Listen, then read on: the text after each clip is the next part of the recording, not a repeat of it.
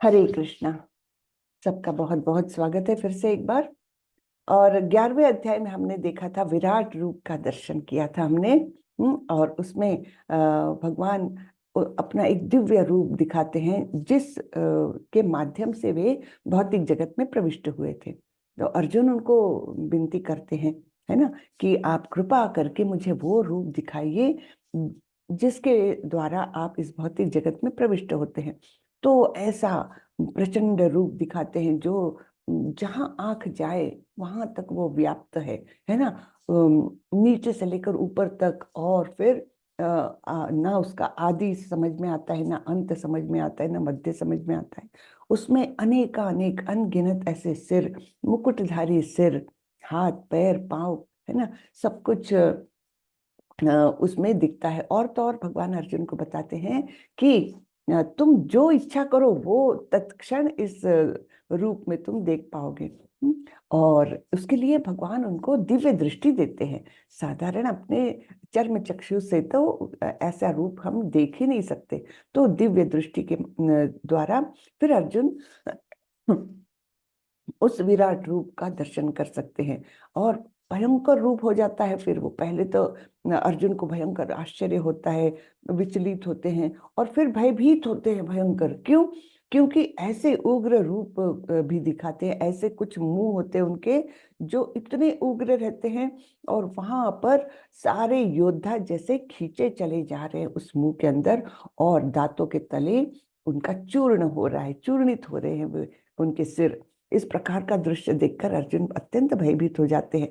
पूछते हैं कि ये कौन है आप जो इतना भयंकर काम कर रहे हैं? तब भगवान बताते हैं, मैं ही काल हूं, और ये सारे योद्धा मेरे द्वारा पहले ही मारे गए हैं। हम्म। आपने सोचे हो तो नहीं, प्रभु सोचे तत्काल, है ना। तो प्रभु ने सोच लिया, भगवान ने सोच लिया, तो वो तत्काल होना ही है। और बोलते हैं, मैंने इनको मार दिया है, तुम केवल निमित्त मात्र बनो। निमित्त मात्रम भव सव्यसाची। और इस प्रकार भगवान भक्तों पर इतनी कृपा रखते हैं कि वे ऐसे भव्य दिव्य कार्य का क्रेडिट देना चाहते हैं अपने भक्तों को। इस प्रकार अर्जुन को बोलते, तुम केवल निमित्त मात्र बन करके युद्ध करो, बाकी तो सब मैंने कर ही दिया है। ये सब सुंदर बातें उसमें हमने देखी है। और फिर अंत में जब अर्जुन से सहन नहीं हो रहा, अब ये इतना दिव्य भयंकर उग्र रूप, तब बोलते हैं कि कृपा करके आप अपने सौम्य रूप में आ जाइए, मैं बहुत भयभीत हो रहा हूँ, विचलित हो रहा हूँ, है ना। तो फिर और फिर अर्जुन बोलते हैं कि आप मुझे आपका चतुर्भुज रूप भी दिखाइए। तो भगवान चतुर्भुज रूप दिखाते हैं और फिर अपने द्विभुज रूप में आ जाते हैं, जो अत्यंत प्रिय रूप होता है, सुंदर रूप होता है। उस रूप में आ जाते हैं और बताते हैं कि ये मेरा जो रूप है ना, ये अत्यंत दुर्लभ है देखने के लिए। देवता लोग भी इस रूप को देखने के लिए तरस जाते हैं।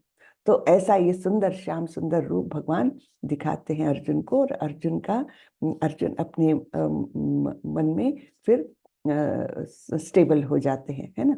और अंतिम श्लोक बहुत ही इंपॉर्टेंट, जिसको कहा गया है एक श्लोक की भगवत गीता, संपूर्ण सार आ गया उसमें।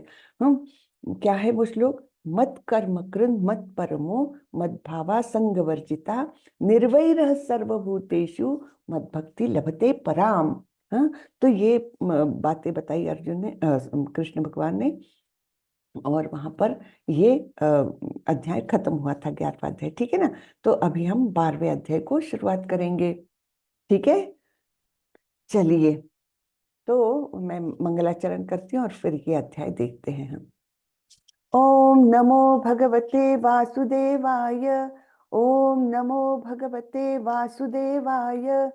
ओम नमो भगवते वासुदेवाय। ओम अज्ञानतिमिरान्धस्य ज्ञानाञ्जनशलाकया चक्षुरुन्मीलितं येन तस्मै श्रीगुरवे नमः। श्रीचैतन्यमनोभीष्टं स्थापितं येन भूतले स्वयं रूपः कदा मह्यं ददाति स्वपदान्तिकं।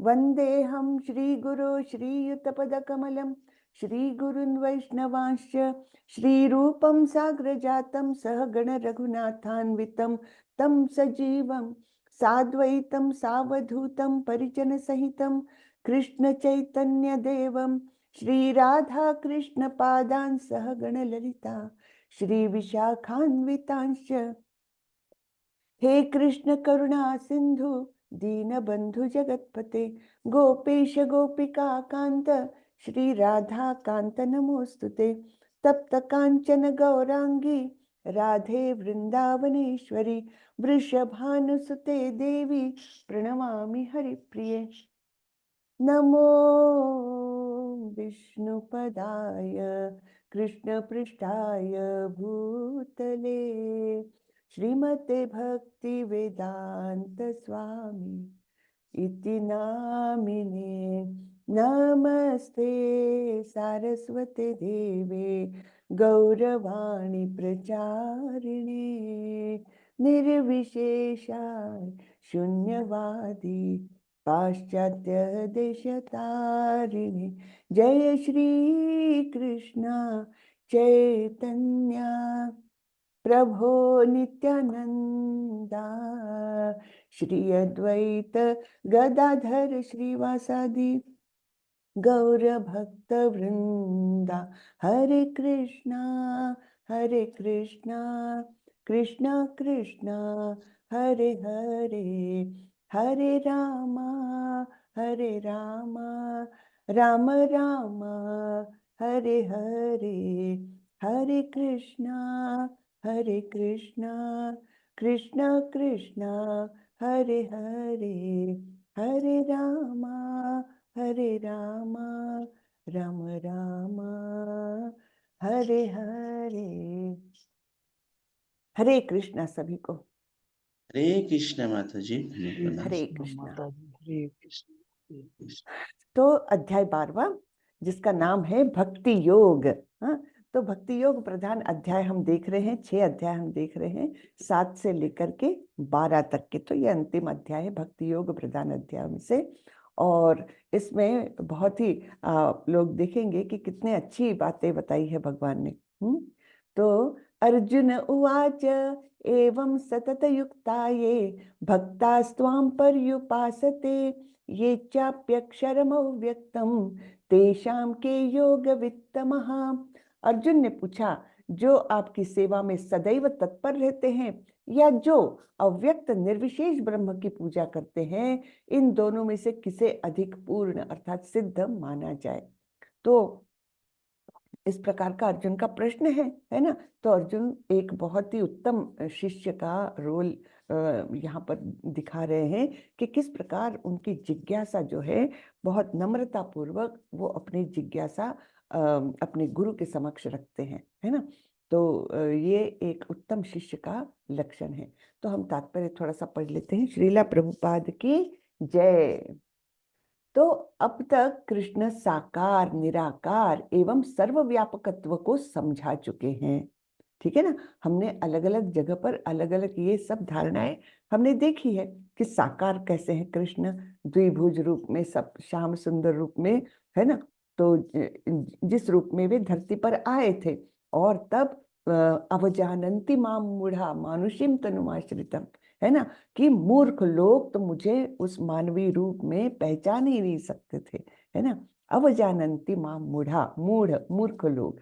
हाँ, तो वो साकार रूप के बारे में बताया, फिर निराकार रूप के भी बारे में बताया, सर्वव्यापी ऐसा स्वरूप उनका, है ना। तो जो हर कण कण में है, हर अणु के अंदर परमाणु बन के है, हर जीव के अंदर परमात्मा बन के है और सृष्टि में सर्वत्र व्याप्त है ना। जिस प्रकार यथाकाश स्थितो नित्यम वायु सर्वत्र गो महान, है ना। भगवान ने सब ऐसा वर्णन बताया है कि जैसे आकाश में वायु व्याप्त रहती है, हर जगह रहती, वैसा ही मैं व्याप्त हूँ। तो वो निराकार स्वरूप के बारे में भी भगवान ने बताया, सर्वव्यापकत्व को भी समझा चुके हैं और सभी प्रकार के भक्तों और योगियों का भी वर्णन कर चुके हैं। तो हमने कर्म योगियों को देखा और ज्ञान योगियों का थोड़ा सा इंट्रोडक्शन देखा है, और तो और अष्टांग योग भी देखा है। और फिर अंत में भगवान ने क्या बोला था, 6ठे अध्याय के अंत में, योगी नाम अपि सर्वेशा मद्गते नान्तरात्मनः, है ना, श्रद्धावान भजते यो मां समे युक्त तमे तमो मतः। तो सभी योगियों में सर्वश्रेष्ठ कौन है? जो सतत मेरा चिंतन करता रहता है ना। तो यानी जैसे गोपियां थी, है ना, उनका वर्णन किया है भगवान ने। तो इस प्रकार से सभी प्रकार के भक्त योगी इनका वर्णन वे कर चुके हैं। सामान्यतः अध्यात्मवादियों को दो श्रेणियों में विभाजित किया जा सकता है। एक है निर्विशेषवादी और एक है सगुणवादी। सगुणवादी भक्त अपनी सारी शक्ति से परमेश्वर की सेवा करता है। सारी शक्ति से उसके पास जो कुछ भी है सभी कुछ भगवान की सेवा में लगाता है। ऐसा नहीं है, भगवान ने बताया है कि जो सभी कर्मों को त्याग करके संन्यास लेकर के जंगल में जाकर बैठा है वो श्रेष्ठ नहीं है। उससे श्रेष्ठ है जो अपने सारे कर्म नियत कर्तव्य करता है, कर्म फलों को मुझ में अर्पण करता है पूर्णतः, है ना। हर चीज जो उसके पास है मेरी सेवा में लगाता है। निर्बंधे कृष्ण संबंधे युक्त वैराग्यम उच्यते। ये सारा भगवान समझा चुके हैं। तो सगुणवादी भक्त अपनी सारी शक्ति से परमेश्वर की सेवा करता है। निर्विशेषवादी भी कृष्ण की सेवा करता है, किंतु प्रत्यक्ष रूप से न करके वह अप्रत्यक्ष निर्विशेष ब्रह्म का ध्यान करता है। तो ये इस प्रकार से प्रत्यक्ष और अप्रत्यक्ष रूप से कृष्ण की ही पूजा हो रही है, सगुणवादी भी और निर्विशेषवादी भी। तो फिर इसमें श्रेष्ठ कौन है? ऐसा अर्जुन का प्रश्न है। तो इस अध्याय में हम देखेंगे कि परम सत्य की अनुभूति की विभिन्न विधियों में भक्ति योग सर्वोत्कृष्ट है। यदि कोई भगवान का सानिध्य चाहता है तो उसे भक्ति करनी चाहिए। श्री भगवानुवाच मय्यावेश्य मनो ये मां नित्ययुक्ता उपासते श्रद्धया परयोपेतास ते मे युक्ततमा मतः। श्री भगवान ने कहा, जो लोग अपने मन को मेरे साकार रूप में एकाग्र करते हैं और अत्यंत श्रद्धा पूर्वक मेरी पूजा करने में सदैव लगे रहते हैं वे मेरे द्वारा परम सिद्ध माने जाते हैं। तो सदैव लगे रहते मेरी पूजा में, इसका अर्थ ये नहीं कि दिन भर आरती ही कर रहे, नहीं, सारे नियत कर्तव्य कर रहे हैं, सब कुछ कर रहे हैं जैसे नॉर्मल आदमी करते हैं, लेकिन मेंटालिटी एकदम एकदम ही अलग। हाँ, सभी कर्मों को भगवान को समर्पण की वृत्ति से करते हैं। जो भगवान को अच्छा लगता है वही करते। अनुकूल से संकल्पो प्रतिकूल से वर्जनम। तो जो भगवान को प्रिय हो, जो उनको अनुकूल रूप से प्रिय हो वो करते हैं, और प्रतिकूल रूप जो है, जो भगवान को अच्छा नहीं लगता वो नहीं करते। वर्जनम, बिल्कुल वर्जित कर देते हैं। जैसे भगवान को अच्छा नहीं लगता मांसाहार, कैसे अच्छा लग सकता है? क्योंकि सारे जीव तो उनके ही अंश है। अगर एक जीव जो प्रगत है, मनुष्य योनि है ना, वो अगर कोई निम्न योनि के जीव को खाता है तो ये भगवान को कैसे पसंद आ सकता है? आ ही नहीं सकता, है ना। जैसे एक पिता है, उसके अनेक बच्चे हैं, अगर बड़ा बेटा बड़ा ही बलवान है, सुदृढ़ है, इंटेलिजेंट है, सब कुछ है, और वो अपने छोटे भाई को मारता है, हाँ, मार करके उसको उसका वध करता है, तो पिता को अच्छा लग नहीं सकता, बिल्कुल नहीं लग सकता। वैसा ही है। तो इसलिए श्रद्धा पूर्वक मेरी पूजा करना यानी क्या? अनुकूल से संकल्प प्रतिकूल से वर्जनम। ठीक है, तो ऐसे लोग मेरे द्वारा परम सिद्ध माने जाते हैं। ये त्वक्षरम निर्देशम अव्यक्तम पर्युपासते सर्वत्र गमचिन्त्यं च कूटस्थम अचलम ध्रुवम सन्नियम्येन्द्रियग्रामं सर्वत्र समबुद्धयः ते प्राप्नुवन्ति मामेव सर्वभूतहिते रतः। लेकिन जो लोग अपनी इंद्रियों को वश में करके तथा सबों के प्रति समभाव रखकर परम सत्य की निराकार कल्पना के अंतर्गत उस अव्यक्त की पूरी तरह से पूजा करते हैं, जो इंद्रियों की अनुभूति से परे हैं, सर्वव्यापी है, अकल्पनीय है, अपरिवर्तनीय है, अचल तथा ध्रुव है, वे समस्त लोगों के कल्याण में संलग्न रहकर अंततः मुझे प्राप्त करते हैं। तो ये निर्विशेषवादियों का वर्णन हुआ। तो उन लोगों को क्या क्या करना होता है? पहले तो इंद्रियों को वश में करना है। भक्त को वो करने की जरूरत ही नहीं है, क्योंकि वो अपने आप हो जाता है। हाँ, तो इसलिए उनको स्पेशल कुछ अटेंशन देना नहीं पड़ता भक्तों को कि मुझे अपनी इंद्रियों को वश में करना है, इसके लिए खास प्रयत्न करने की जरूरत ही नहीं पड़ती, क्योंकि सब इंद्रियां भगवान की सेवा में है, अपने आप वो वश में आ जाती है ना। फिर सबों के प्रति समभाव रखकर परम सत्य की निराकार कल्पना के अंतर्गत उस अव्यक्त की पूरी तरह से पूजा करते हैं। तो अव्यक्त स्वरूप की पूजा करते हैं, ध्यान धारणा ये सब करते हैं, जो इंद्रियों की अनुभूति से परे हैं। अब सर्वव्यापी स्वरूप जो है दिखता नहीं है, वो इंद्रियों को कैसे समझ में आएगा, है ना। इंद्रियां अनुभव ही नहीं कर सकती, इसलिए इंद्रियों की अनुभूति के परे हैं। हम तो कैसे, भक्त लोग क्या करते हैं, अर्च विग्रह की पूजा करते हैं, तो उनका तो स्वरूप है, सुंदर सा रूप है उनका, है ना, आंखों से देख सकते हैं हम उनको। तो उनको स्पर्श कर सकते हैं हम, है ना। उनको जो हम अगरबत्ती लगाएंगे तो उसकी सुगंध हम सूंघ सकते हैं, फूल चढ़ाते हैं उसकी सुगंध सूंघ सकते हैं। तो ये हमारे इंद्रियों को उसके माध्यम से कुछ आस्वादन करने को मिलता है ना।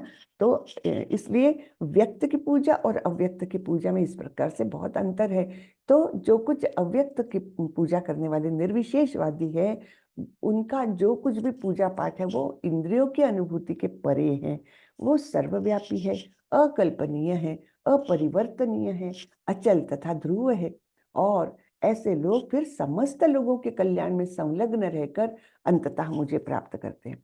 तो भक्त भी सभी लोगों का कल्याण चाहते हैं, लेकिन वो दूसरे माध्यम से। कैसे? वो सभी जगह पर परमात्मा का दर्शन करते हैं, वे जानते हैं कि सभी जीव भगवान के अंश है, इस रूप में वे समस्त लोगों से समभाव रख सकते हैं, प्रेम कर सकते हैं सभी लोगों पर। निर्वैर सर्वभूतेषु, है ना, 11वें अध्याय के अंत में बोला है भगवान ने, किसी से भी बैर नहीं कर सकता भक्त। तो वैसा ही यहाँ पर क्या है, समस्त लोगों के कल्याण में। अब यहाँ पर जब लोगों के कल्याण की बात हो रही है, तब वो क्या करते हैं, वो लोग हॉस्पिटल्स बनाएंगे, स्कूल्स बनाएंगे, या लोगों को दान करेंगे, इस प्रकार के ये कल्याण कार्य में वो लोग लगे रहते हैं, ठीक है। और अंततः वे भी मुझे ही प्राप्त करते हैं। क्लेश क्लेशोऽधिकतरस्तेषाम् अव्यक्तासक्तचेतसाम् अव्यक्ता हि गतिर्दुःखम् देहवद्भिरवाप्यते। जिन लोगों के मन परमेश्वर के अव्यक्त निराकार स्वरूप के प्रति आसक्त है, उनके लिए प्रगति कर पाना अत्यंत कष्टप्रद है, ठीक है ना। भक्ति योग कैसा है, सुसुखम कर्तुम अव्ययम, तो सुखपूर्वक भक्ति योग कर सकते हैं। लेकिन ये जो निराकार निर्विशेषवादी है, उनके लिए प्रगति करना अत्यंत कठिन है, क्योंकि सब कुछ है उनके इमेजिनेशन में, है ना।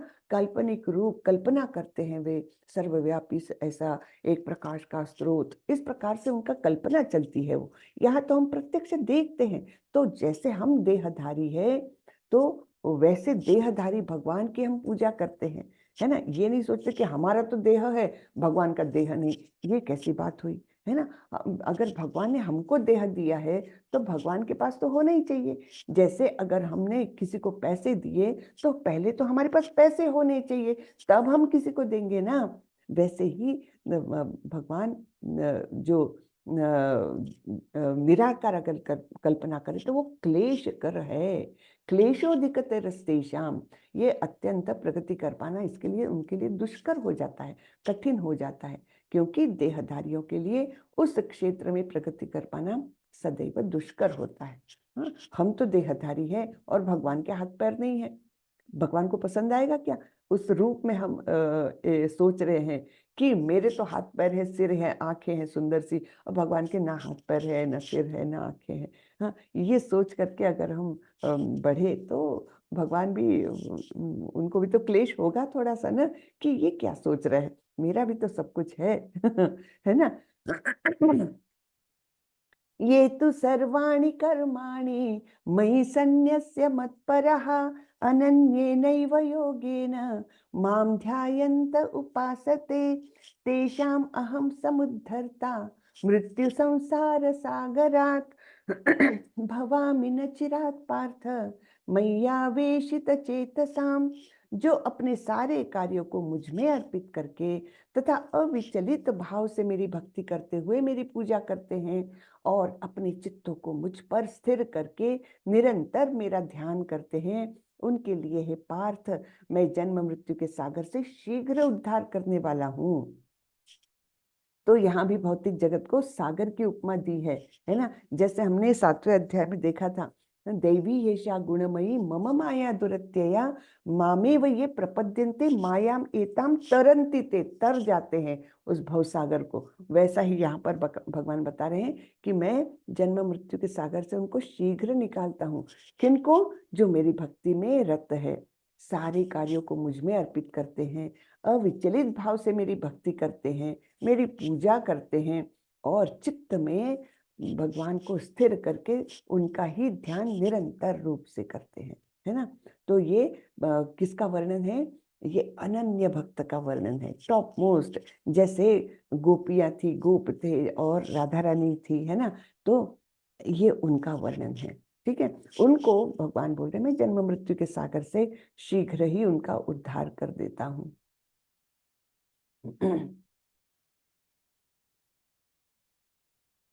देखिए कितना बड़ा पर्पट लिखते हैं, तात्पर्य लिखते हैं प्रभुपाद जी, बहुत उसमें ज्ञान भरा हुआ है। मय्येव मन आधस्त्व मयि बुद्धिं निवेशय निवसिष्यसि मय्येव अत ऊर्ध्वं न संशयः। मुझ भगवान में अपने चित्त को स्थिर करो और अपनी सारी बुद्धि मुझ में लगाओ, इस प्रकार तुम निस्संदेह मुझ में सदैव वास करोगे। तो ये वर्णन है अनन्य भक्त का। तो अब ग्रेडेशंस बताएंगे भगवान, अलग अलग ग्रेडेशंस के भक्त कैसे हैं। तो ये टॉप मोस्ट लेवल है। क्या करना है? अपने चित्त को मुझ में स्थिर करो, अपनी सारी बुद्धि मुझ में लगाओ, इधर उधर की बात ही नहीं सोचना है।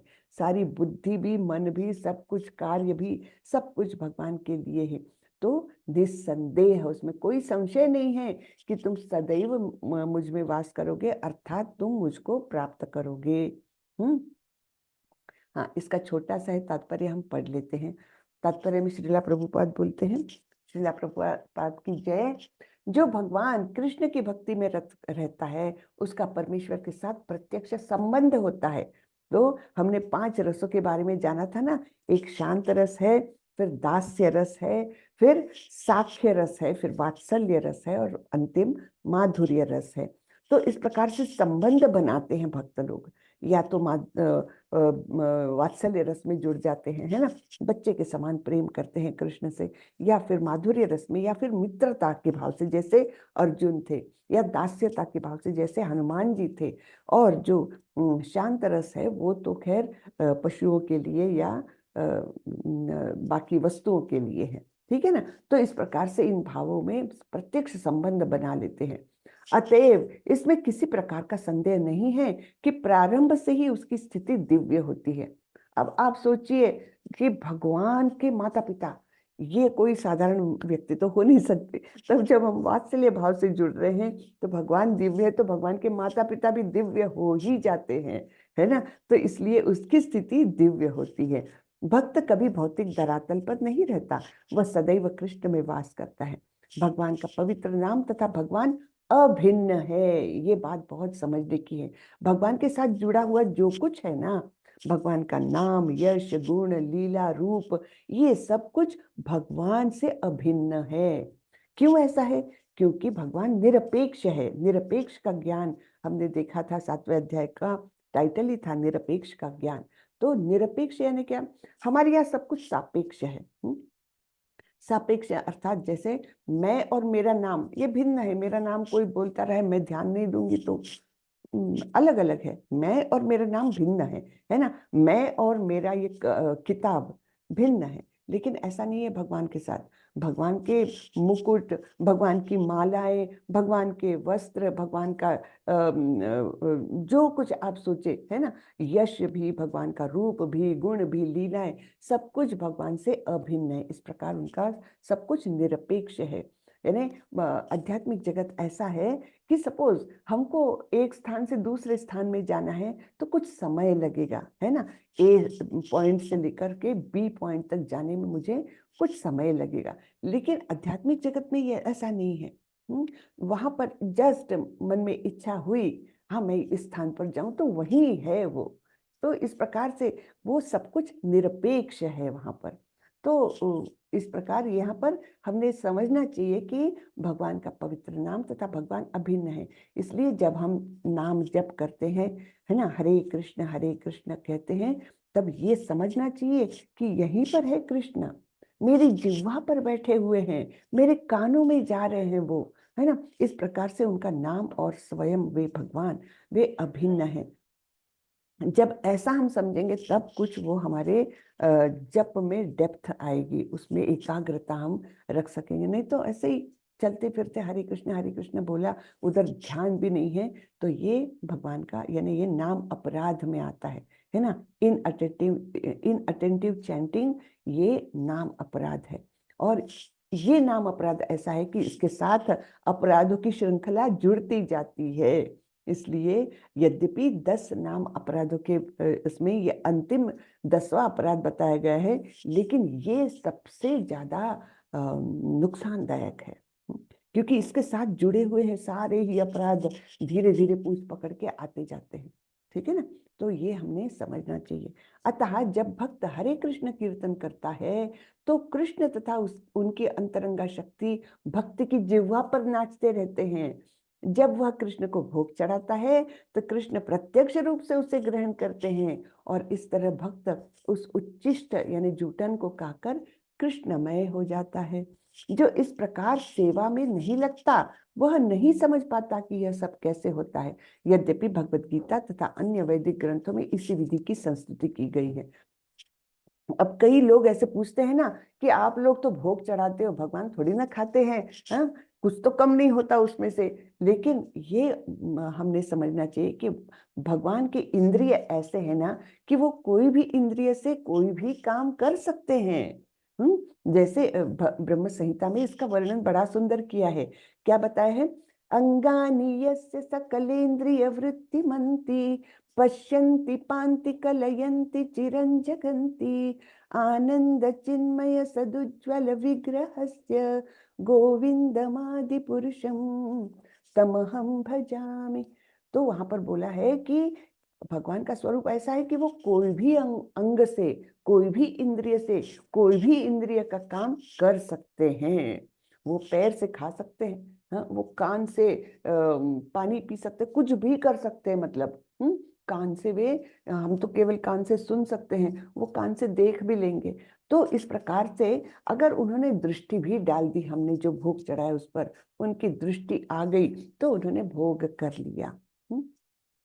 तो ये हमने जब लोग ऐसे पूछते हैं ना, खास करके अभक्त लोग ऐसे पूछते हैं क्या है, बस थाली रख देते हो, वैसे की वैसी तो आती है नहीं, वो आती है, वो जूठन लेकर आती है भगवान का। इस प्रकार से हमको प्रसाद प्राप्त होता है।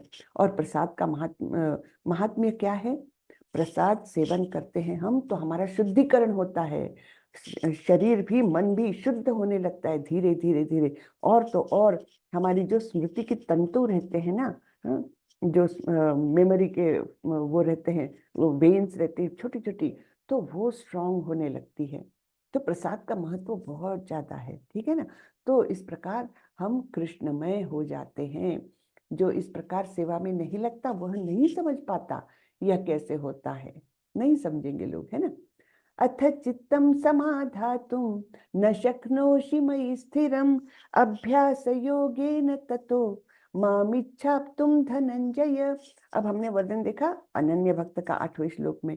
अब भगवान बोल रहे हैं कि वो नहीं बन सकते, तुम अभी नहीं हो अनन्य भक्त, कोई बात नहीं। तुम क्या करो कि हे अर्जुन, हे धनंजय, यदि तुम अपने चित्त को अविचल भाव से मुझ पर स्थिर नहीं कर सकते, तो तुम भक्ति योग के विधि विधानों का पालन करो। ठीक है, सेकंड स्टेप। तो ये साधना भक्ति कही जाती है। क्या करना है? विधि विधानों का पालन करो। गुरु हमको कुछ बताते हैं कि तुम इस प्रकार सवेरे उठो, इस समय तुम आरती चालू करो, इस प्रकार से तुम पूजा करो भगवान की, है ना, इस प्रकार भोग चढ़ाओ, सारे विधि विधान। इनका पालन करो, शास्त्रों में दिए हुए हैं और जो गुरु के माध्यम से हमको पता चलते हैं। तो भक्ति योग के विधि विधानों का तुम पालन करो। इस प्रकार तुम मुझे प्राप्त करने की चाह उत्पन्न करो।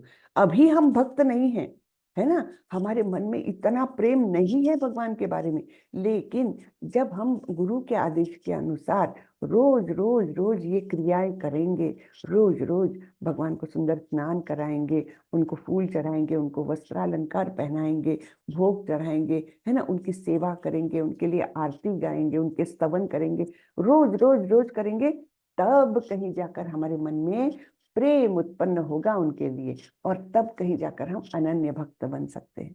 ठीक है, तो भगवान बोलते हैं अनन्य भक्त नहीं हो, कोई बात नहीं, साधना भक्ति करो। फिर अब साधना भक्ति भी कोई आसान बात तो है नहीं, तो भगवान बोलते कोई बात नहीं, तुम ये करो। क्या करना है? अभ्यासेप्य समर्थोसी मत कर्म परमो भव मदर्थमपि कर्माणि कुर्वन् सिद्धिम वाप्स्यसि। यदि तुम भक्ति योग के विधि विधानों का भी अभ्यास नहीं कर सकते तो मेरे लिए कर्म करने का प्रयत्न करो, क्योंकि मेरे लिए कर्म करने से तुम पूर्ण अवस्था अर्थात सिद्धि को प्राप्त होगे। तो ये हुआ निष्काम कर्म योग। 10वें श्लोक में ये आ रहा है निष्काम कर्म योग। सबसे टॉप मोस्ट अनन्य भक्ति, फिर साधना भक्ति, वो भी नहीं कर सकते तो निष्काम कर्म योग, मेरे लिए कर्म करने का प्रयत्न करो। हाँ, और इस प्रकार से, यानी जैसे मंदिर का कंस्ट्रक्शन हो रहा है तो कोई व्यक्ति जो कुछ पेंटिंग करना जानता है तो वो बोलेगा कि मैं पेंटिंग करके भगवान के मंदिर के लिए मैं पेंटिंग बनाऊंगा, उसका कुछ भी मैं मुआवजा नहीं लूंगा, है ना। तो वो क्या हुआ? निष्काम कर्म योग, क्योंकि भगवान से जुड़ने के लिए वो एक कार्य करने जा रहा है जिसका वो कुछ भी कर्मफल चाहते ही नहीं है, तो वो हुआ निष्काम कर्म योग। ठीक है, तो ऐसे निष्काम कर्म योग को अपना करके भी हम धीरे धीरे धीरे पूर्ण भक्त बन सकते हैं। अथैतदप्य शक्तोऽसि कर्तुं मद्योगमाश्रितः सर्वकर्म फल त्यागम ततः कुरु यतात्मवान। किंतु यदि तुम मेरे इस भावनामृत में कर्म करने में असमर्थ हो तो तुम अपने कर्म के समस्त फलों को त्याग कर कर्म करने का तथा आत्मस्थित होने का प्रयत्न करो। यानी ऐसा नहीं हो सकता कि तुम 10 दिन 15 दिन बिताओ और एक पेंटिंग करते रहो और वो पूर्ण उसका कुछ भी मुआवजा लिए बिना तुम मंदिर को अर्पण कर दो। तो ये करने से क्या होता है कि घर परिवार को देखना है, परिवार के लिए इनकम होना चाहिए, तो ये बिल्कुल नहीं हो पा रहा है। तो इस प्रकार से अगर तुम कर्म नहीं कर सकते, पूर्णतः निष्काम होकर कर्म नहीं कर सकते, तो फिर तुम कर्म करो और उसके फलों को त्याग दो।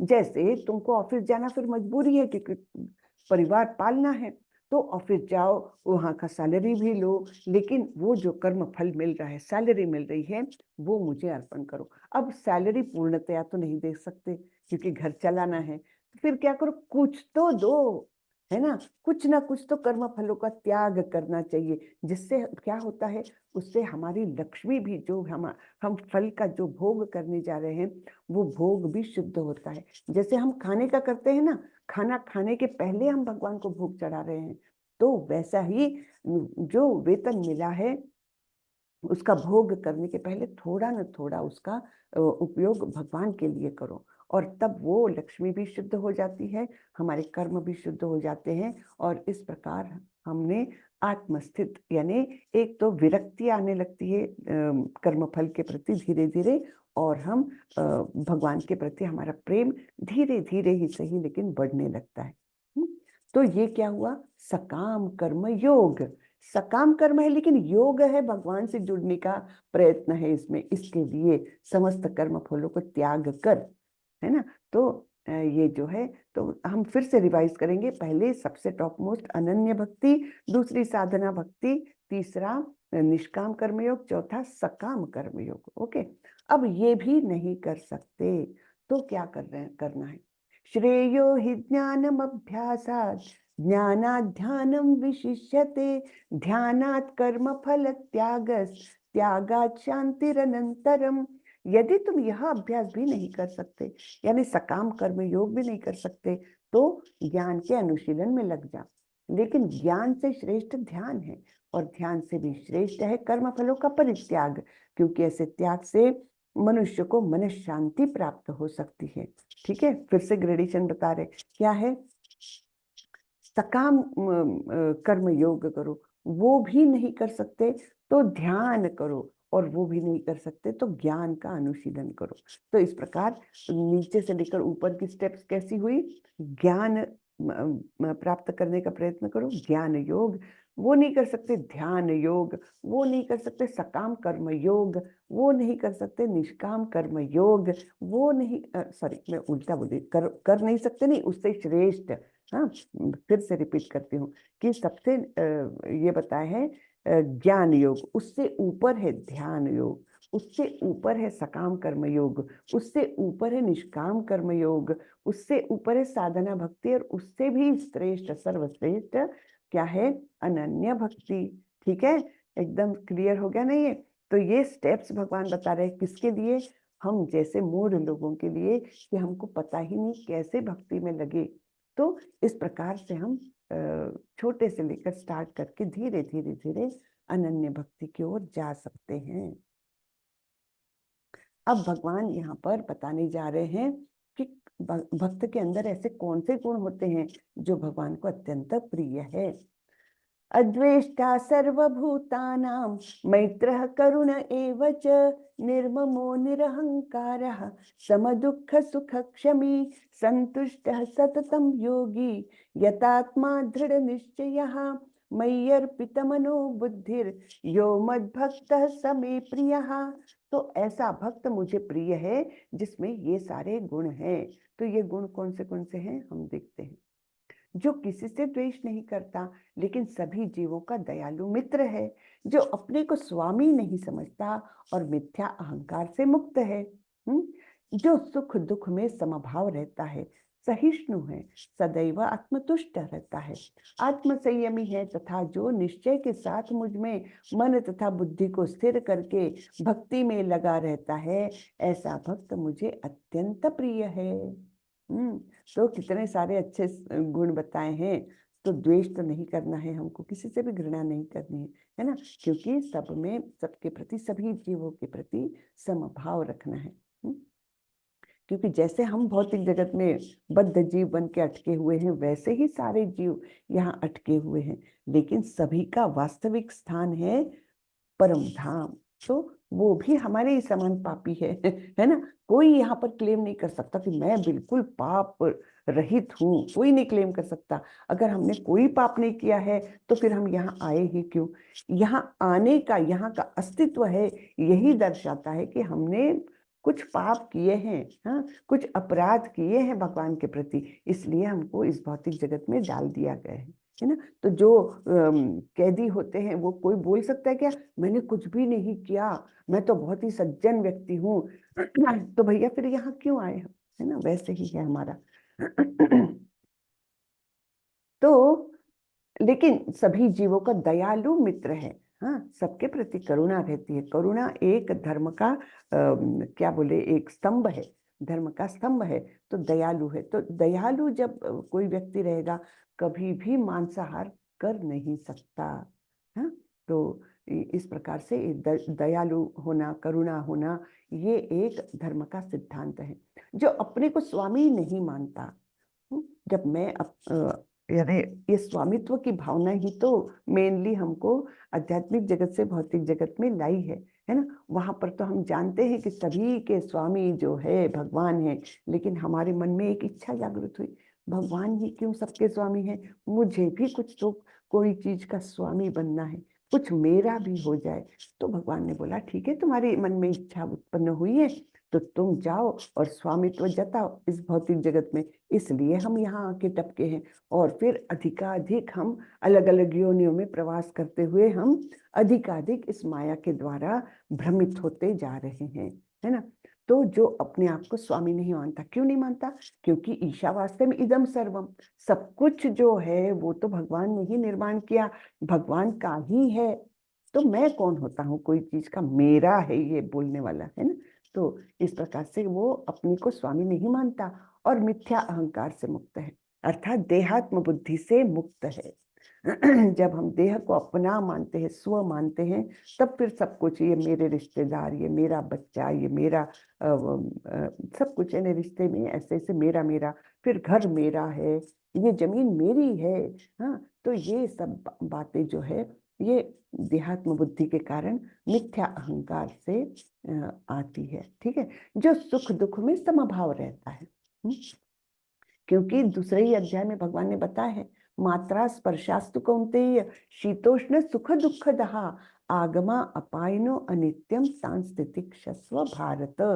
तो क्या बोला है भगवान ने दूसरे ही अध्याय में कि ये जो सुख और दुख है, ये जैसे मौसम बदलते हैं ना, सर्दी का मौसम फिर गर्मी का मौसम, तो ये बदलते रहते हैं अपने अनुसार, तो वैसे ही सुख और दुख आते जाते रहते हैं। तो उसके कारण हमने विचलित नहीं होना चाहिए। तांस्तितिक्षस्व भारत, भगवान ने बोला है इसको सहन करो, विचलित मत हो उससे। तो इस प्रकार से जो सुख दुख में समभाव रहता है, सहिष्णु है यानी टॉलरेंट, तो सदैव आत्मतुष्ट रहता है, अपने अंदर ही वो संतुष्टि को प्राप्त कर सकता है। हम संतुष्टि कब नहीं प्राप्त कर सकते? जब हमारी कुछ पाने की इच्छा है, तब वो संतुष्टि नहीं रहती। लेकिन भक्त जो है वो हमेशा आत्मतुष्ट है। जो कुछ प्राप्त हुआ है, जो जैसी परिस्थिति है, वो अपने अंदर एक संतुष्टि का अनुभव करते रहता है। फिर आत्म संयमी है तथा निश्चय के साथ मुझ में मन तथा बुद्धि को स्थिर करके भक्ति में लगा रहता है। ऐसा भक्त मुझे अत्यंत प्रिय है। यस्मान्नो द्विजते लोको लोकान्नो द्विजते च यः हर्षामर्ष भयोद्वेगैर मुक्तो यः सच मे प्रियः। जिससे किसी को कष्ट नहीं पहुंचता तथा जो अन्य किसी के द्वारा विचलित नहीं किया जाता, जो सुख दुख में भय तथा चिंता में समभाव रहता है, वह मुझे अत्यंत प्रिय है। तो जो दूसरे को भी कष्ट नहीं देता और दूसरे ने कुछ बोल दिया, कुछ कर दिया, तब भी वो विचलित नहीं होता। हाँ, जो सुख में दुख में और भय चिंता में समभाव रहता है, वह मुझे अत्यंत प्रिय है।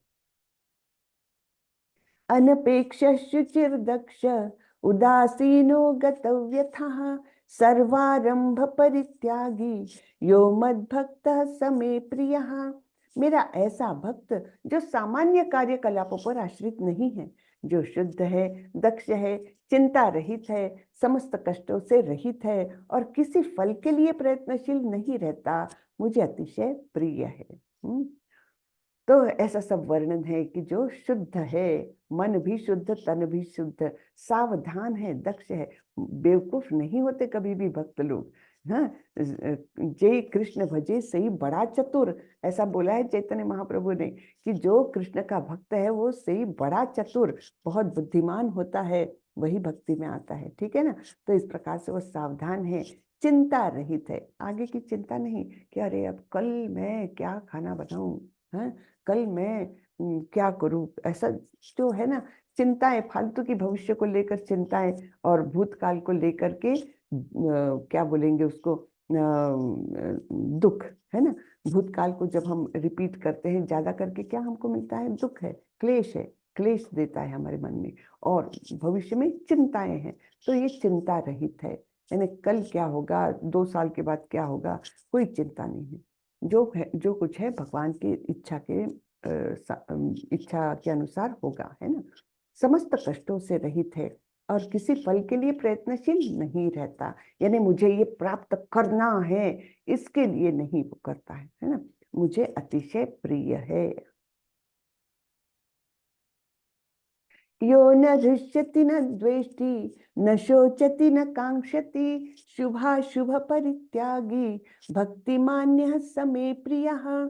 जो न कभी हर्षित होता है, न शोक करता है, जो न तो पछताता है न इच्छा करता है ना, तथा जो शुभ तथा अशुभ दोनों प्रकार की वस्तुओं का परित्याग कर देता है, ऐसा भक्त मुझे अत्यंत प्रिय है। तो ये पछताता कब है? जब भूतकाल की बातें करता है। इच्छा कब करता है? जब भविष्य के बारे में सोचता है। तो ये दोनों भी नहीं, जो आज में स्थित है, तो वो ना तो कभी हर्षित होता है ना शोक करता है, दोनों तरफ से यानी समभाव, मन में विचलन नहीं है, और शुभ और अशुभ दोनों प्रकार की वस्तुओं का परित्याग करता है। ठीक है, तो ये शुभ है इसलिए मुझे चाहिए और ये अशुभ है इसलिए मुझे नहीं चाहिए, ये भावनाएं नहीं है। तो ऐसा भक्त मुझे अत्यंत प्रिय है। समः शत्रौ च मित्रे च तथा मानापमानयोः शीतोष्ण सुख दुःखेषु समः संग विवर्जितः तुल्य निन्दास्तुतिर्मौनी संतुष्टो येन केनचित् अनिकेतः स्थिरमतिर् भक्तिमान में प्रियो नरः। जो मित्रों तथा शत्रुओं के लिए समान है ना, क्योंकि वो सभी जीवों के अंदर परमात्मा का दर्शन कर सकता है, इसलिए मित्र क्या और शत्रु क्या एक समान है ना।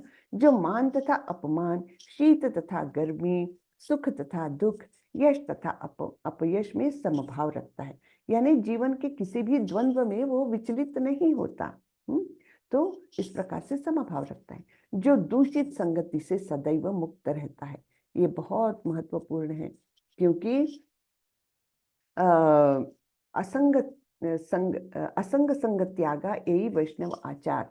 चैतन्य महाप्रभु बोल के गए हैं कि असंग का त्याग जो करता है, असंग से संग नहीं करता, यानी जो अभक्त है उनसे ज्यादा मेल मिलाप नहीं रखता, वही वैष्णव का आचार है, यानी वैसा ही आचरण होता है। ठीक है, तो दूषित संगति से हमको सदैव मुक्त रहना है। नहीं तो होता क्या है, हम मित्र मंडली में बैठ गए, एक तो समय की बर्बादी, बिना मतलब की यहाँ वहाँ की बातें, क्या बातें होंगी, अरे वो टीवी सीरियल देखा क्या, अरे वो मूवी देखी क्या, अरे वो पड़ोसी के यहाँ ऐसा हो गया, ये सब बातें ग्राम्य गोष्ठी जिसको कहा गया है। उससे होता क्या है, एक तो हमारे समय बर्बाद होता है, समय अत्यंत मूल्यवान है, सबसे ज्यादा मूल्यवान है समय। क्योंकि एक बार गया हुआ एक सेकंड भी वापस तुम कितना भी कीमत अदा करो, वो सेकंड वापस नहीं आ सकता, इसलिए समय अत्यंत मूल्यवान। और दूसरा, ये दूषित संगति हमारे ऊपर बहुत ज्यादा असर करती है। तुरंत से हम उसके बहकावे में आते हैं, माया का जाल एकदम हमारे ऊपर आ जाता है। तो इसलिए दूषित संगति से हमको सदैव मुक्त रहना है चाहिए। जो सदैव मौन और किसी भी वस्तु से संतुष्ट रहता है, तो मौन यानी कि मौनी बाबा बन के तो नहीं रहते वो, लेकिन ऐसी ग्राम्य गोष्ठी की तरफ वो ज्यादा वो बातचीत नहीं करते, उसके बारे में मुंह खोलेंगे तो कुछ ना कुछ भक्ति के बारे में ही बात होगी, या तो भक्तों का वर्णन करेंगे या कुछ कृष्ण की लीला का कहीं जोड़ देंगे, है ना।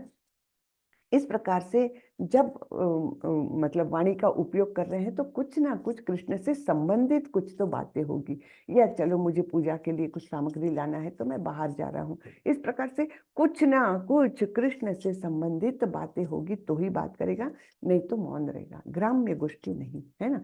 और किसी भी वस्तु से संतुष्ट रहता है, जो किसी प्रकार के घर बार की परवाह नहीं करता, जो ज्ञान में दृढ़ है और जो भक्ति में संलग्न है, ऐसा पुरुष मुझे अत्यंत प्रिय है। हाँ, हम थोड़ा सा ये तात्पर्य पढ़ लेते हैं, कितना बड़ा है बड़ा, थोड़ा सा तो पढ़ लेते हैं। तो श्रीला प्रभुपाद की जय। श्रीला प्रभुपाद बोलते हैं, भक्त सदैव कुसंगति से दूर रहता है, बहुत ही ये महत्वपूर्ण पॉइंट है। हाँ, भक्त सदैव कुसंगति से दूर रहता है। मानव समाज का यह स्वभाव है कि कभी किसी की प्रशंसा की जाती है तो कभी उसकी निंदा की जाती है ना। चार लोग मिले तो होता क्या है, किसी की तारीफ या किसी की निंदा, है ना। लेकिन भक्त कृत्रिम यश तथा अपयश, दुख या सुख से ऊपर उठा हुआ होता है, वह अत्यंत धैर्यवान होता है, वह कृष्ण कथा के अतिरिक्त कुछ भी नहीं बोलता, अतः उसे मौनी कहा जाता है। मौनी का अर्थ यह नहीं कि वह बोले नहीं, अपितु यह कि वह अनर्गल आलाप न करे। मनुष्य को आवश्यकता पर बोलना चाहिए, और भक्त के लिए सर्वाधिक अनिवार्य वाणी तो भगवान के लिए बोलना है। भक्त समस्त परिस्थितियों में सुखी रहता है, कभी उसे स्वादिष्ट भोजन मिलता है तो कभी नहीं, किंतु वह संतुष्ट रहता है। वह आवास की सुविधा की चिंता नहीं करता, वह कभी पेड़ के नीचे रह सकता है तो कभी अत्यंत उच्च प्रासाद में, किंतु वह इनमें से किसी के भी प्रति आसक्त नहीं है। तो यहाँ पर हम उदाहरण ले सकते हैं हमारे 6 गोस्वामी, है ना। उसमें से रूप गोस्वामी, सनातन गोस्वामी तो अत्यंत उच्च पदस्थ ऐसे राजा के दरबार में काम करते थे, मतलब बहुत उच्च पद पर थे। एक तो पंत प्रधान थे और दूसरे दूसरे कोई मिनिस्टर थे। तो इतना पैसा था उनके पास, इतना ऐश्वर्य था, सब कुछ छोड़ करके उन्होंने चैतन्य महाप्रभु की शरण ली थी। और फिर उनका रहना कैसा था, केवल 2 वस्त्र शरीर पर जो लपेट के रहते थे, और किसी भी पेड़ के नीचे सो जाते थे, किसी भी पेड़ के नीचे। और तो और पेड़ के प्रति भी आसक्ति ना रहे, इसलिए एक रात को अगर इस पेड़ के नीचे सोए तो दूसरी रात को उसी पेड़ के पास नहीं जाएंगे, क्योंकि हो सके उस पेड़ के पास थोड़ा सा आरामदायक घास होगी, कुछ अच्छा वातावरण लग रहा होगा, तो उसके प्रति आसक्ति बढ़ जाएगी। इसके कारण वे एक पेड़ के नीचे भी 2 रात कॉन्जिक्यूटिव कभी नहीं रहते थे। तो और उन्होंने इतना क्या बोलेंगे, इंद्रिय सुख का मतलब सब संपत्ति थी, ऐश्वर्य था, तो सब कुछ उन्होंने देखा हुआ था, तो सब छोड़ करके वो गोस्वामी बन गए थे, है ना। तो इस प्रकार से भी किसी भी पेड़ के नीचे वो रह सकता है, तो कभी अत्यंत उच्च प्रासाद में, किंतु इनमें से किसी के प्रति भी आसक्ति नहीं रखता। वह स्थिर कहलाता है, क्योंकि वह अपने संकल्प तथा ज्ञान में दृढ़ होता है। भले ही भक्त के लक्षणों की कुछ पुनरावृत्ति हुई हो, लेकिन यह इस बात पर बल देने के लिए है कि भक्त को ये सारे गुण अर्जित करने चाहिए। यानी हमने देखा ना श्लोकों में भी सम दुख सुख क्षमी, है ना, और इधर भी बताया है कि सुख दुख में समभाव। तो ये रिपीटेशन है इन श्लोकों में कुछ कुछ गुणों का, लेकिन वो क्यों है, रिपीट क्यों करते हैं भगवान ऐसे गुणों को, क्योंकि उन पर बल दे रहे हैं भगवान कि ये आवश्यक है। इस बात पर बल देना ये दिखाता है कि ये सारे गुण अर्जित करने चाहिए भक्तों ने। सद्गुणों के बिना कोई शुद्ध भक्त नहीं बन सकता। हराव अभक्तस्य कुतो महद गुणा, है ना। ये एक श्लोक आता है भागवतम में, तो उसमें बताया है, एक मिनट, हाँ, यानी वहां बताया गया है कि जो भक्त होता है उसमें देवताओं के से गुण अपने आप आ जाते हैं, अपने आप। हाँ, देवता जैसे उच्च गुणों के मालिक होते हैं, वैसे ही भक्त में सारे उत्तम गुण आ जाते हैं।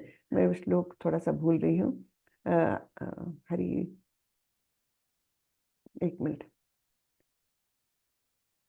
सर्वे गुणस्तस्य समासते सूरः, हाँ, हराव अभक्तस् कुतो महद गुणा मनोरथे नासती धावतो बही, ऐसा वो श्लोक है। पहली लाइन में फिर से भूल रही हूँ। तो वहां पर यही बताया गया कि हराव अभक्तस्, जो हरि का अभक्त है, उसमें महद गुण कहाँ से आएंगे, अच्छे गुण कहाँ से आएंगे, क्योंकि मनोरथे नासती धावतो बही, उसकी सारी इच्छा आकांक्षाएं तो इस भौतिक जगत में घूम रही है, तो वो उसमें अच्छे गुण कहाँ से आएंगे, है ना। उसका मन का रथ जो है वो तो बाह्य भौतिक जगत में घूम रहा है, ये चाहिए वो चाहिए, इसका मैं मालिक हूँ, ये इन सब बातों में लगा हुआ है, तो उसमें अच्छे गुण, भक्त के अच्छे गुण नहीं आ सकते। तो हराव अभक्त कुतो महद गुणा, जो भक्त नहीं है उसमें सद्गुण नहीं होता। जो भक्त कहलाना चाहता है उसे सद्गुणों का विकास करना चाहिए। यह अवश्य है कि उसे इन गुणों के लिए अलग से बाह्य प्रयास नहीं करना पड़ता। ये बहुत महत्वपूर्ण बात है कि भक्ति में जो आया उसको ये नहीं करना पड़ता कि अरे मुझे ऐसे करना है जिससे मेरे गुणों में वृद्धि हो, वो अपने आप आते हैं। अपितु कृष्ण भावनामृत तथा भक्ति में संलग्न रहने के कारण उसमें ये गुण स्वतः ही विकसित हो जाते हैं। अपने अपने आप ही वो उसके मन में करुणा आ जाती है दूसरे जीवों के प्रति, है ना। अपने आप ही उसके मन में विरक्ति आने लगती है भौतिक संपत्ति के प्रति, ये सब अपने आप होने लगता है। हाँ, ये तो धर्मामृतमिदं यथोक्तं पर्युपासते श्रद्धाना मत परमा भक्तास्ते तीव मे प्रियः। जो इस भक्ति के अमर पथ का अनुसरण करते हैं और जो मुझे ही अपना चरम लक्ष्य बनाकर श्रद्धा सहित पूर्ण रूपेण संलग्न रहते हैं, वे भक्त मुझे अत्यधिक प्रिय है। तो यहाँ पर भगवान बता रहे हैं कि इस प्रकार भक्ति में जो आते हैं भक्ति के पथ का अनुसरण करते हैं और भगवान को ही लक्ष्य बनाकर अपना जीवन पूरा बिताते हैं, तो ऐसे भक्त मुझे अत्यंत प्रिय है। ठीक है, तो यहाँ पर हमारा ये अध्याय खत्म होता है। हम यहाँ का भी थोड़ा सा तात्पर्य पढ़ लेते हैं, 5 मिनट। श्रीला प्रभुपाद कहते हैं, इस अध्याय में दूसरे श्लोक से अंतिम श्लोक तक मैया वेश्य मनो ये माम, यानी मुझ पर मन को स्थिर करके, से लेकर ये तो धर्मामृतम इदम, यानी नित्य सेवा इस धर्म को, तक भगवान ने अपने पास तक पहुंचने की दिव्य सेवा की विधियों की व्याख्या की है। तो संपूर्ण ये अध्याय जो है वो यही बता रहा है कि किस प्रकार से हम भगवान तक जा सकते हैं। ऐसी विधियां उन्हें अत्यंत प्रिय है और इनमें लगे हुए व्यक्तियों को भी स्वीकार कर लेते हैं। अर्जुन ने यह प्रश्न उठाया था कि जो निराकार ब्रह्म के पथ पर लगा है वह श्रेष्ठ है या जो साकार भगवान की सेवा में। भगवान ने इसका बहुत स्पष्ट उत्तर दिया है कि आत्म साक्षात्कार की समस्त विधियों में भगवान की भक्ति निस्संदेह सर्वश्रेष्ठ है। दूसरे शब्दों में इस अध्याय में यह निर्णय दिया गया है कि सुसंगति से मनुष्य में भक्ति के प्रति आसक्ति उत्पन्न होती है, जिससे वह प्रामाणिक गुरु बनाता है और तब वह उसमें श्रद्धा, आसक्ति तथा भक्ति के साथ सुनता है, कीर्तन करता है और भक्ति के विधि विधानों का पालन करने लगता है। तो सबसे प्राइमरी बहुत इंपॉर्टेंट बात क्या है? सुसंगति, भक्तों के साथ मेल जोल करना, इससे हमें बहुत परिवर्तन आते हैं। इस तरह वह भगवान की दिव्य सेवा में तत्पर हो जाता है। इस अध्याय में इस मार्ग की संस्तुति की गई है, अतएव इसमें कोई संदेह नहीं रह जाता कि भगवत प्राप्ति के लिए भक्ति ही आत्म साक्षात्कार का परम मार्ग है। तो आपके मेरे मन में तो अब कोई शंका ही नहीं रहनी चाहिए कि भक्ति ही सर्वोत्कृष्ट है भगवत प्राप्ति के लिए, बराबर है ना। तो इस अध्याय में परम सत्य की जो निराकार धारणा वर्णित है उसकी संस्तुति उस समय तक के लिए की गई है जब तक मनुष्य आत्म साक्षात्कार के लिए अपने आप को समर्पित नहीं कर देता है। दूसरे शब्दों में जब तक उसे शुद्ध भक्त की संगति करने का अवसर प्राप्त नहीं होता तभी तक निराकार की धारणा लाभप्रद हो सकती है। तो ये निर्विशेषवादी भी अगर भक्त की संगति में आ जाए तब वो भी भक्त बन जाएगा, निराकार की धारणा को छोड़ देगा वो। परम सत्य की निराकार धारणा में मनुष्य कर्म फल के बिना कर्म करता है और आत्मा तथा पदार्थ का ज्ञान प्राप्त करने के लिए ध्यान करता है। यह तभी तक आवश्यक है जब तक शुद्ध भक्त की संगति प्राप्त न हो। सौभाग्यवश यदि कोई शुद्ध भक्ति में सीधे कृष्ण भावनामृत में लगना चाहता है तो उसे आत्म साक्षात्कार के इतने सोपान पार नहीं करने होंगे।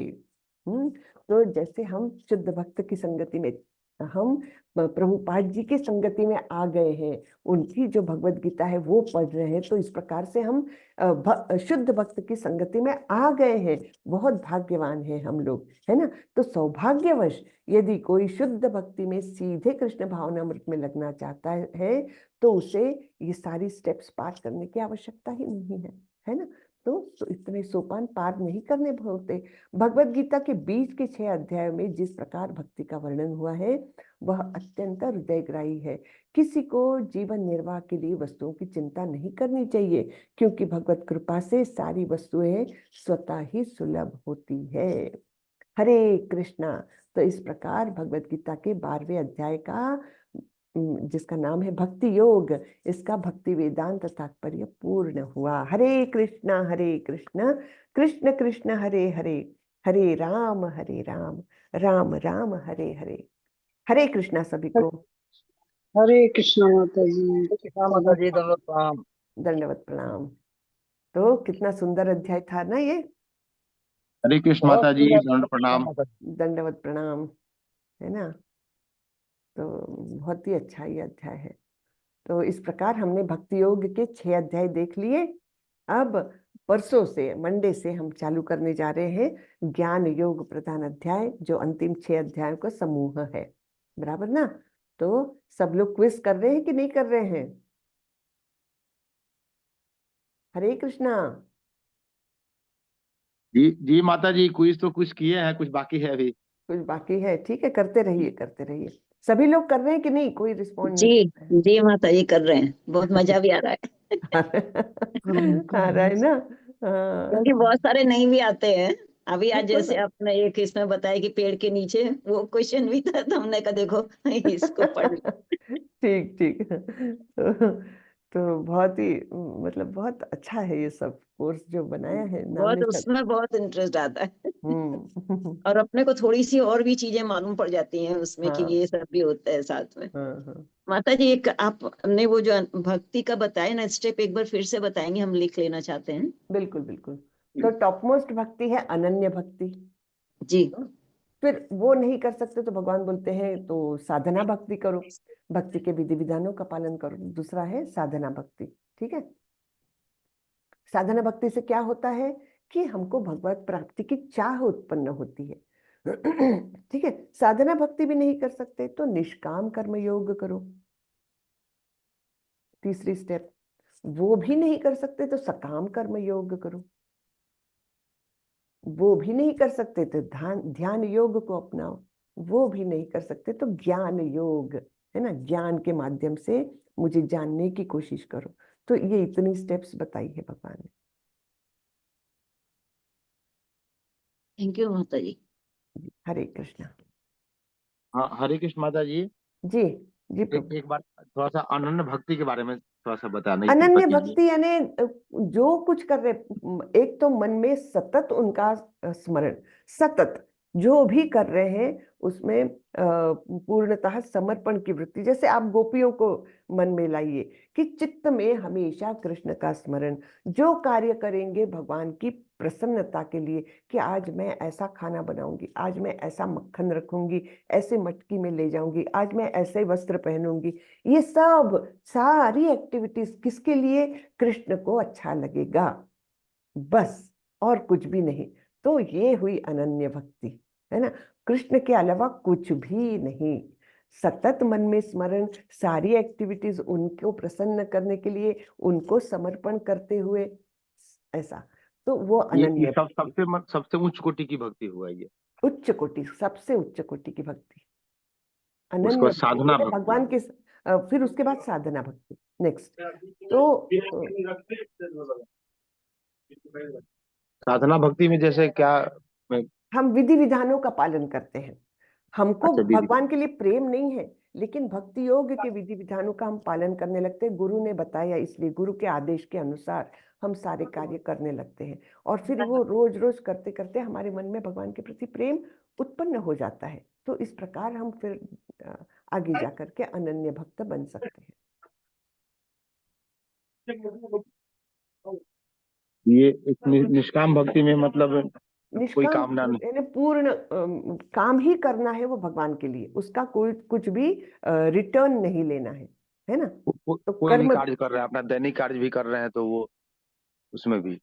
हाँ, वो सकाम कर्म योग में आएगा, है ना। तो अगर हम अपना नियमित कार्य कर रहे हैं, पैसे कमा रहे हैं, कुछ प्राप्ति कर रहे हैं, लेकिन वो प्राप्ति होने के बाद हम कुछ ना कुछ उसका हिस्सा तो भगवान के लिए वो दे रहे हैं, है ना। तो वो हुआ सकाम कर्म योग। यानी पूर्णतः तो हम नहीं दे सकते क्योंकि घर चलाना है। तो जी जी। हाँ, तो वो सकाम कर्म योग हुआ।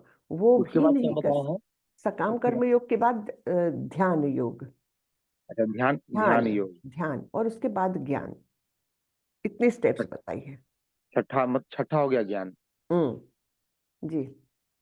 अनन्य, साधना, फिर निष्काम, सकाम, ध्यान और ध्यान, ज्ञान। जी, छठा हो गया ज्ञान। तो 6 ज्ञान स्टेप्स भक्ति। बताई है ना। अच्छा, ये जैसे बता रहे थे कि निराकार और सकार, निराकार की उपासना और सकार की उपासना, दोनों में श्रेष्ठ सकार की उपासना माना जाता है। हाँ, क्यों? क्योंकि हम भी देह है हमारे पास, तो हम देह की कल्पना कर सकते हैं, है ना। देह के प्रति आकृष्ट हो सकते हैं, तो भगवान के सुंदर रूप के प्रति फिर हम आकर्षित होते हैं। अगर हम खुद तो देहधारी है और भगवान सोच रहे हैं हम कि उनको कोई देह है ही नहीं, हाँ, उनके पैर नहीं है, हाथ नहीं है, ऐसा सोच करके हम अगर निराकार की तरफ ध्यान केंद्रित करेंगे, वो कठिन मार्ग है, क्लेशोधिकतरस्तेषाम्। तो भगवान क्या बोलते हैं? ये मार्ग अधिक कठिन है, क्योंकि देहधारियों के लिए बिना देह निराकार की उपासना करना अत्यंत कठिन हो जाता है। वहां से पतन के हमेशा चांसेस रहते हैं। भक्ति में ऐसा नहीं होता। अच्छा अच्छा। और कुछ जगह बहुत ऐसे कुछ कुछ लोग हैं जो मतलब बोलते हैं कि निराकार की उपासना, भगवान निराकार है, ज्योति स्वरूप है, बिंदु स्वरूप है। तो तो उसको वही किस रूप में हम लोग कैसे हाँ, तो समझेंगे वही उसको? बताया है कि वो भी मार्ग भगवान तक जाता है, लेकिन वो क्लेशदायक रास्ता है, उसमें पतन के चांसेस होते हैं।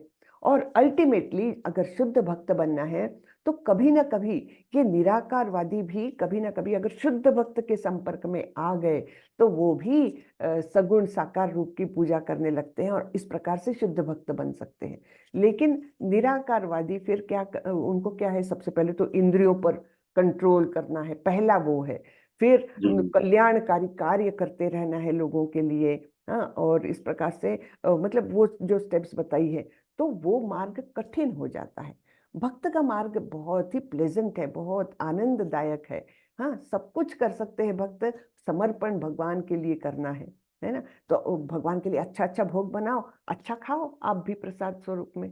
कोई वो नहीं है, रिस्ट्रिक्शन नहीं है कि आप मीठा मत खाओ, ये नहीं खाओ, नहीं, जो भगवान को पसंद है, भगवान के लिए मैंने बनाया, उसका भोग मैं जरूर कर सकती हूँ, है ना। तो इस प्रकार से सुखदायक ये मार्ग है और अपने रोजमर्रा के जीवन में रहते हुए हम इसको कर सकते हैं, कहीं जाने की आवश्यकता नहीं।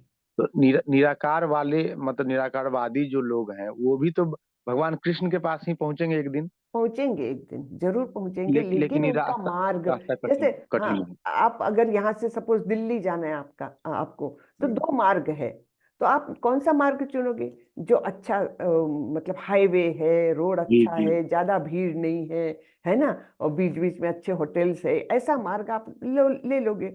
और दूसरा मार्ग है जो बहुत उबड़ खाबड़ भी है और बीच में पता नहीं जंगल आ जाता है तो कभी रिस्की हो जाता है। हाँ, ऐसा मार्ग है, तो हम क्यों जाएंगे उस मार्ग पर, है ना। हमको तो स्पष्ट रूप से दिख रहा है कि भक्ति कितनी सुखपूर्वक संपन्न हो जाती है, तो क्यों हम दूसरा मार्ग लेंगे। तो जो सबसे चतुर व्यक्ति होता है वो भक्ति योग को अपनाता है, ऐसा बताया गया है। हाँ? भक्ति योग को अपनाने में सबसे बड़ी बाधा मतलब हम लोग किसको ये कर सकते हैं, मान सकते हैं? सबसे बड़ी बाधा तो हमारी ये है कि हम स्वामित्व जताते हैं, है ना। स्वामित्व, ये मेरा है, तो हम देह से ही जुड़े हैं। तो भक्ति के लिए करना क्या है, सबसे पहले तो हमको अच्छी संगति मिलना चाहिए। शुद्ध जी भक्ति जी। की संगति मिलना चाहिए हमको, और फिर उसके बाद फिर हमें बहुत जल्दी जल्दी परिवर्तन आता है। तो फिर ये आसक्ति भी निकलने लगती है, स्वामित्व की भावना निकलने लगती है। धीरे धीरे ही सही हम किसी माध्यम से निष्काम कर्म योग तक पहुंचे, साधना भक्ति तक पहुंचे और फिर ऊपर जाए। तो ये पहला पहला वो है कि अच्छी संगति, शुद्ध भक्ति की संगति मिलना, ये बड़ी ही भगवान की कृपा है ना। कहा गया है कि ब्रह्मांड भ्रमित कोनो भाग्यवान जीव, गुरु कृष्ण प्रसादे पाए भक्ति लता बीज। तो गुरु और कृष्ण, इन दोनों की जब कृपा होती है तब हमारे मन में भक्ति का उदय होता है, छोटा सा बीज आता है, और फिर हम भक्तों की संगति में उस बीज को और डेवलप करते हैं, बढ़ाते हैं। हरे कृष्ण। जी हरे कृष्ण माता जी, बहुत अच्छा लगा। जी जी प्रभु, हरे कृष्ण। तो हरे चलिए, कृष्ण माता जी, सबको हरे प्रणाम। कृष्ण, हरे कृष्ण। माता जी, 11वें अध्याय के लास्ट में आपने क्या बोले थे? 8 श्लोक, क्या बोलते हैं उसको?